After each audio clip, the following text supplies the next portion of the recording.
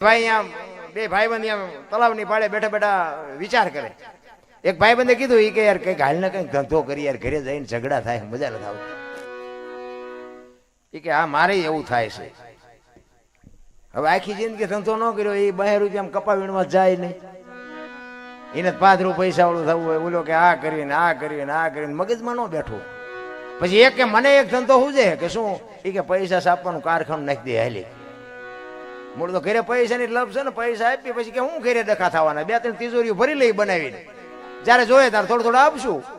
એ કે હા એ સાચી વાત, કર્યું બધું ભેગું. એ પૈસા ને એ કાગળ ને સિક્કા ને મશીન એનું જે કઈ આવતું હોય, આપણે નથી ધંધો કર્યો પણ એવું કઈ જે હશે એ કરતા તો હશે ને. કો મીડિયા પૈસા બનાવવા, એક કે હું પૈસા બનાવવા માંડું, તું ડટામેન્ટ બનાવ. એ અડધી તિજોરી ભરાણી ને એકનું ધ્યાન જોયું કે પૂરું પૂરું પૂરું કે ભૂલ થઈ જાય કે આમાં. આ બે હું બનાવેલી હો, ભારતીય રિઝર્વ બેંક ને ગવર્નર ની સહી ને ગાંધીજી નો ફોટો ને ઓલો વાયર આવે વાયર ને, પણ સિક્કો 15 નો લાગ્યો. 15 ની નોટ લઈને ક્યાં જવું? 10 ની 20 ની 50 ની 100 ની તો બરોબર, 15 ની નોટ લઈને ક્યાં જવું? એ કે જોતો ખરો ભલા માણા કે 15 નો સિક્કો માર્યો. બોલો કે હા એ તો જે હોય હવે જે બની જાય બની જાય. કે ગામડામાં જવાય, ગામડામાં નાની નાની દુકાનો હોય, કોઈ અપન ડોહા બેઠા હોય, કોઈ અહીંયા આવીને કે બાપા એક 15 રૂપિયાના છૂટા આપશો? એ કે હાલ આવો આપો. 15 ની નોટ આપીને તો બાપા ચકરી ગયેલા. 15 ની નોટ આ જ્યારે બહાર પડી, કે હમણાં જ બહાર પડી, તમને નથી ખબર? અમારા છોકરા રોજ સુરેન્દ્રનગર જાય, કોઈ બોલ્યા નહીં મારા દીકરા, કોઈ કહેતું નથી. આ 15 ની નોટ તો કે વાત નથી કરી કોઈ. એ કે દેવ હોય દો, અમે થોડું 15 રૂપિયામાં જૂઠું બોલતા છું. એ કે ના ના આપું, એ કે પણ 15 નું આપું, એ કે 14 આપું. બોલે અમને એમ તો કે આના 8 નથી, 14 તો 14 લઈ લેવાય ને. એ કે રૂપિયામાં તમારો જીવ બગડ્યો ને, એ કે લઈ લો, લાવો 14. બાપાએ ટેબલ નું એટલું ખાનું ખોલીને હાથની 2 આપી. છોકરા હાથમાં આપીને છોકરા સકરી ખાઈ ગયા. કે બાપા કે હા કે હાથની ચારે બહાર પડી હતી.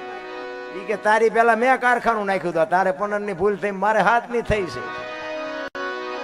આ બુદ્ધિના ગાળિયા નો કહેવાય. અરે આમાં બુદ્ધિ વાપરવાની હતી, પણ ખોટું કરવા બેહો ને એટલે મારો નાચ તમને ખોટું કરાવે.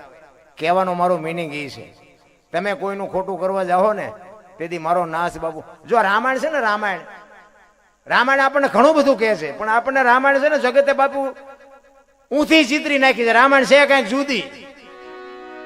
તમે જો રામચંદ્ર પરમાત્મા ઈ કે હોનાનું હણિયું આવ્યું ને મારવા ગયા. રામાયણમાં કહે છે ને સીતાજીએ કીધું કે હોનાનો મૃગ છે એને મારી આવો, મારે એનો કંચુવાનું ગમે ને કહેતા હોય, આપણને નથી ખબર.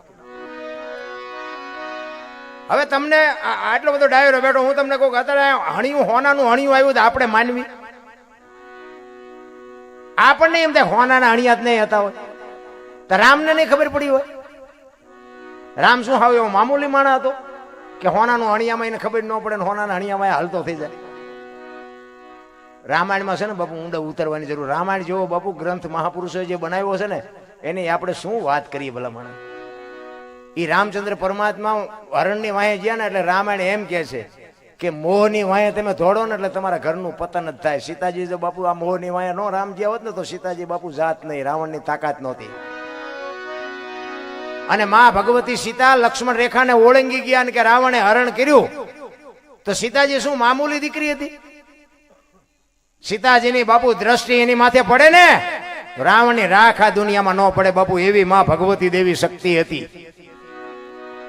પણ એ તમને મને બતાવ્યું છે કે લક્ષ્મણ રેખા જે ઓળંગી જાય ને એનું આ દુનિયામાં હરણ જ થાય. બાપ હોય, દીકરી હોય, ભાઈ હોય, માં હોય કે પત્ની હોય, જે લક્ષ્મણ રેખા ટપી ગયો ને એનું આ દુનિયામાં હરણ જ થાય. લખવું હોય તો લખી લેજો. તમારો ભાવ પ્રેમ ને બાપુ હું સલામ કરું છું, ખરેખર હું દિલથી ચાહું છું ને કે આજ મારી હાથની રાત છે. તમને જે લાગતું હોય.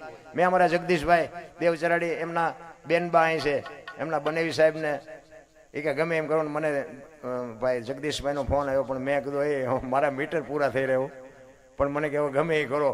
એ બધા જોવાની આવની, કારણ કે મારા માટે તારીખ આગી પાછી કંઈક કરી છે ને પ્રોગ્રામ કંઈક વહેલો મોડો કંઈક રાખવાનો હતો, પણ એ તમારો ભાવ અને તમારો પ્રેમ એ જ મને અહીં ખેંચી લાવે. અને હાથ દી તમે હાલો ને મારી ભેગા, હું તમને ગાડીમાં ફેરવું, તમે અહીંયા હું રહી દઈશ. હાલો અમથા જો હાથ રાતી સુધી તમે ખેંચી શકો, હાલો મારી ભેગા. પણ મારો નાથ કંઈક શક્તિ આપે ને તમારો જે પ્રેમ છે ને એ આ બધું બાપુ હંકવે છે, બાકી મારી તાકાત નથી. કહેવાનો મારો મિનિંગ જ્યાં પ્રેમ હોય ને ત્યાં પરમેશ્વરને બાપુ પ્રગટ થવું પડે. લખી લેજો. અને હું તો એમ કહું છું કે મારી હારે નહીં, આખી દુનિયા હારે બાપુ જગતમાં પ્રેમ કરજો. પછી અમીર હોય કે ગરીબ હોય ને વધારે પ્રેમ કરજો, મારો નાચ ડબલ કરી દે.